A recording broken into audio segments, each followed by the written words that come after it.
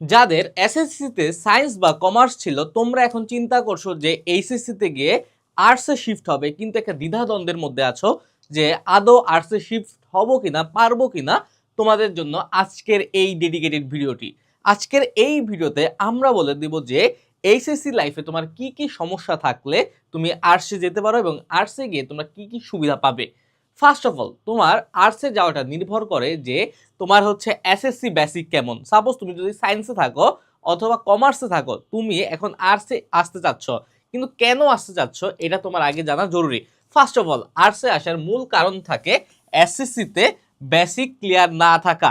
এখন আমাদের গ্রামগঞ্জে কি হয় যে মোটামুটি একটা স্টুডেন্ট মানি সে সায়েন্সে পড়বে, এটাই নিয়ম। কিন্তু সবসময় আমি বলি সায়েন্স কিন্তু সায়েন্সের মতো হওয়া লাগবে। যারা হচ্ছে এসএসসিতে গ্রামগঞ্জের সায়েন্স নিয়ে কোনোভাবে পার পেয়ে গেছো, হয়তো এ প্লাসও পাবে, কিন্তু এইচএসসিতে কিন্তু ওইভাবে চলবে না। এইচএসসি সিলেবাসটা যদি এসএসসি সিলেবাসটা সায়েন্সে এতটুকু হয়, এইচএসসি সিলেবাসটা এত বড়। সুতরাং এত বড় সিলেবাস কমপ্লিট করা কিন্তু মুখের কথা না। যদি তোমার হচ্ছে এসএসসি বেসিক একদম ক্লিয়ার না থাকে তাহলে তুমি কখনোই পারবে না। আরেকটা ব্যাপার, তোমার যদি ম্যাথ যদি ভালো না লাগে, ম্যাথ ম্যাথ সায়েন্স, হ্যাঁ, কেমিস্ট্রি ফিজিক্স এগুলো ভালো না লাগলে আর্টস কিন্তু তোমার জন্য আদর্শ। তুমি কিন্তু সায়েন্সে যতই নাও না কেন তুমি কখনো ভালো করতে পারবা না। এখন সাপোজ তুমি সায়েন্সে পড়লা কিন্তু ভালোই করতে পারলা না, এই লেখাপড়ার কোনো দাম আছে?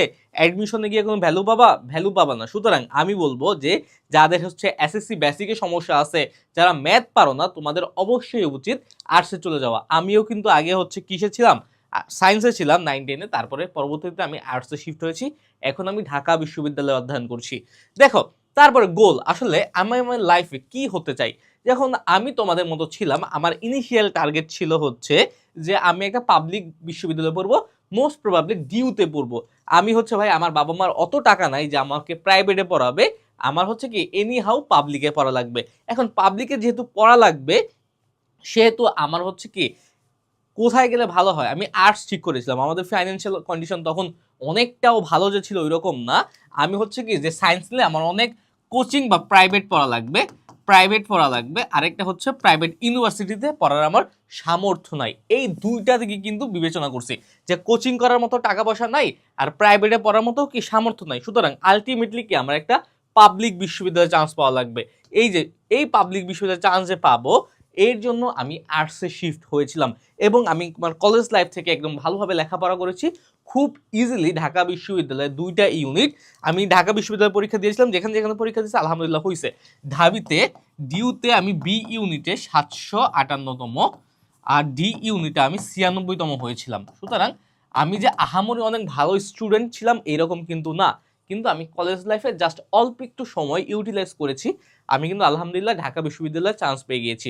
অর্থাৎ তোমাদের যাদের টার্গেট ঢাকা বিশ্ববিদ্যালয়ে পড়া বা পাবলিক বিশ্ববিদ্যালয়ে পড়া, তোমরা চোখ বন্ধ করে আর্টসে চলে আসতে পারো যদি তোমার কি সায়েন্সের বেসিক ক্লিয়ার না থাকে। আমি ভাই বারবার বলি, বেসিক ক্লিয়ার, আর্থিক যে সক্ষমতা, এই দুইটা কিন্তু সায়েন্সের জন্য খুব ইম্পর্টেন্ট। সায়েন্স তোমার physics chemistry biology higher math এগুলো কিন্তু পড়া লাগবেই।